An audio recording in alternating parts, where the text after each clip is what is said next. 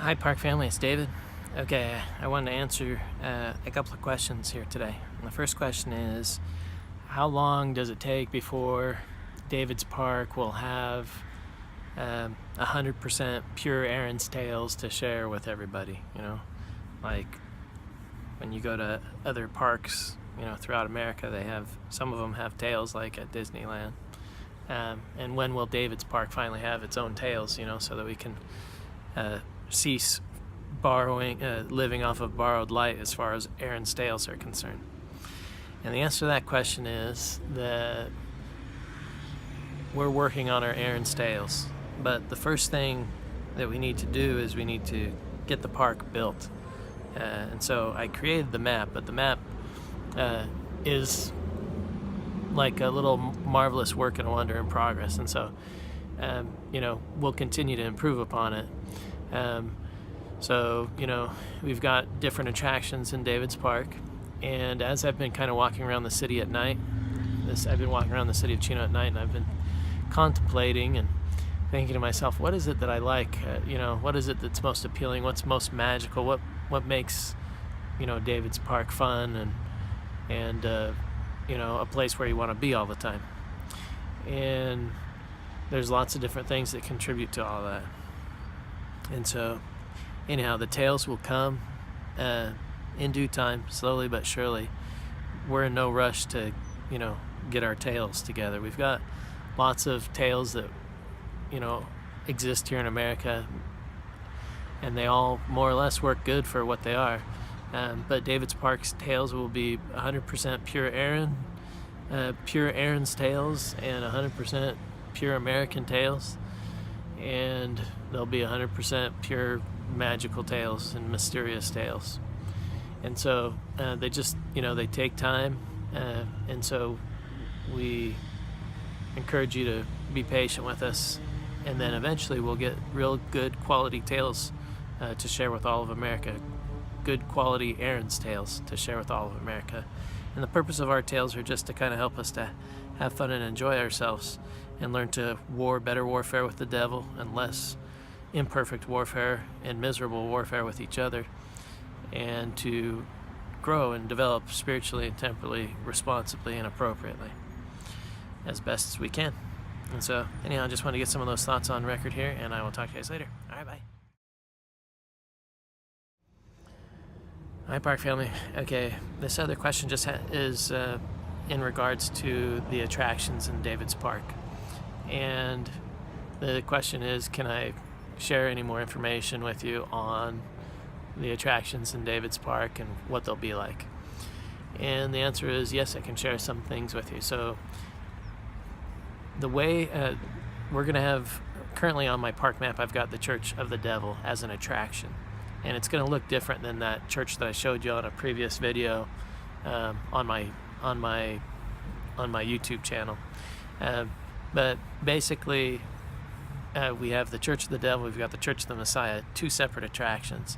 And then we've got different attractions for Jacob's things, and for Eryn's things, and Israel's things, and Ezekiel's things, for David's things. And so, you know, in the park we'll create little attractions, you know, to help us begin to create tales and stories for the park, and then to share those tales and stories with America. But we want to make sure that everything we do in the park is 100% pure, 100% clean, and to do so it just takes some time. And another thing about our attractions is we're probably going to build some of our attractions so that they're encased in buildings and that are kind of built underground. So, you know, we'll dig down underground, and we'll create buildings so that the lighting within each of our attractions shines more from the inside versus from the outside. Like when you drive through, say, Las Vegas, almost all of the buildings shine from the outside. And in David's Park, in our attractions, we shine from the inside, you know? And so some of the ways that we create and engineer the attractions within the park and kind of interweave them in and throughout the park will be more encased attractions. And some of those attractions will be, again, like underground. We may create underground tunnels, underground caves and caverns, and underground waterfalls, and places to dive and to swim, and rides and thrills and adventures that will be kind of interconnected with some of those things. So anyhow, those are some thoughts on some additional thoughts on the attractions, and just wanted to get that on record here, and I'll talk to you guys later. All right, bye. Hi, Park family. Okay. I also was, just when I was walking around this morning, the thought came to me about the darkness. Like I like getting video footage for the park in the dark, just because the lighting is cool. It adds like an element of mystery, an element of wonder. It creates the proper mood for doing all sorts of killer things in the park. And so anyhow, so I'm gonna try to get more footage here more video footage here in the city of Chino, as like inspiration for things that we may put into the park as far as the engineering and things are concerned. And so it really is a science that goes into the park, and it really is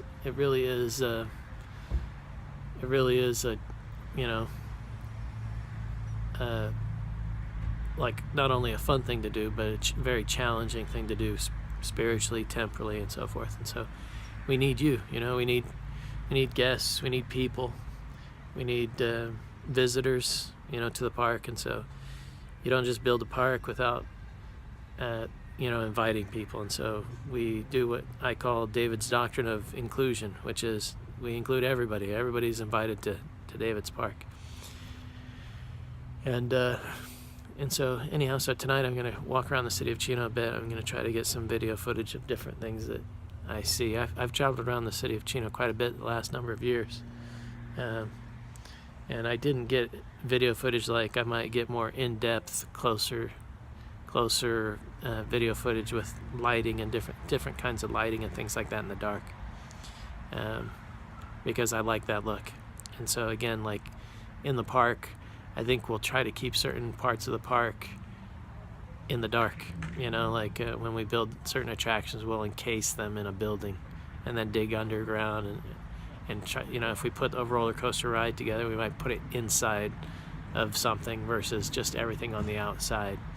And so when we engineer the scenery for the park, we may do like we may put a lot of different trees or swamp-like type of scenery and different things. I'm not quite sure exactly how all of the buildings should look like in the park, and how all the different shops or whatever it is that you want to put into the park should look like. And so these things are kind of gray areas that you have to kind of wait to receive the inspiration that you'd like from the Holy Ghost, and from the park ghost, and from the dead, and from the Messiah. So anyhow, those are just some thoughts here, and I wanted to get those things down on record, and I will talk to you guys later. All right, bye. Hi, Park family, it's David again. Okay, one last question for today, and this question has to do with the different attractions in David's Park.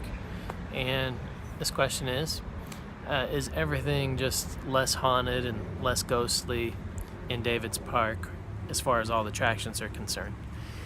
And the answer to that question is, we're going to have some less ghostly and less haunted attractions in David's Park, and then we're also going to have, what we'll call It's a Small World or It's a Large World, attractions in David's Park, if that makes sense. Basically, what we're aiming to do is we're going to have a variety of different attractions, and each of those attractions ultimately will lead to 100% pure Eryn's tails and those 100% pure Eryn's tails, which stem off of those radical and perfectly Eryn attractions in David's Park, will lead us to like a perfect variety, or a wide assortment of beautiful, wonderful Eryn's tales. And when I speak of Eryn's tales, I mean like Eryn's music, Eryn's song, Eryn's dance, Eryn's parades, Eryn's enchantment, Eryn's magic and illusions, or illusionment, Eryn's warfare with the devil. All of those different things, we just kind of bring them into David's Park. And it can be a lot of fun, but it just takes a lot of time, and to have quality Eryn's tales, we really need to begin to practice it, and we need to begin to practice developing David's Park doctrine for those purposes. And so we'll get there eventually, and in my lifetime I'll only be able to do so much with my lifetime, but in the rising generations, I believe all of the Eryn's tales in David's Park will be a lot of fun for all of the rising generations of God's family. So anyhow, wanted to get some of those thoughts on record here for you. And I believe the best is yet to be in David's Park and in America. And I will talk to you guys later. All right, bye. Hi, Park family. It's David. Okay, this is a drawing of David's Park in David City. And tonight, while I was listening to some music and playing a game on my phone here, the Holy Ghost whispered some thoughts to me that I wanted to get down on record here. And they're in regards to David's Park and David City. And so the thoughts were this: David's Park and David City are not just a way of life, but they're also a state of mind. And they are an everlasting war on doubt, on the devil, on the devil's jerks, on the devil's church, and evil. And so those were the thoughts that I just kind of wanted to get down on record here today. And and this was the last thought about David's Park and David City, is that you'll never, ever, not in my lifetime, nor in any lifetime to come, ever be able to figure out all of the heights and depths and all of the mysteries and wonders and marvels and intriguing things about David's Park and David City. It's just not possible. And we learn about that in Jacob chapter 4, verse 8 in the Book of Mormon. And so I wanted to get some of those thoughts down on record here tonight. And I look forward to seeing you guys and talking to you guys again real soon. More about David's Park and David City. All right, you guys, take care and bye.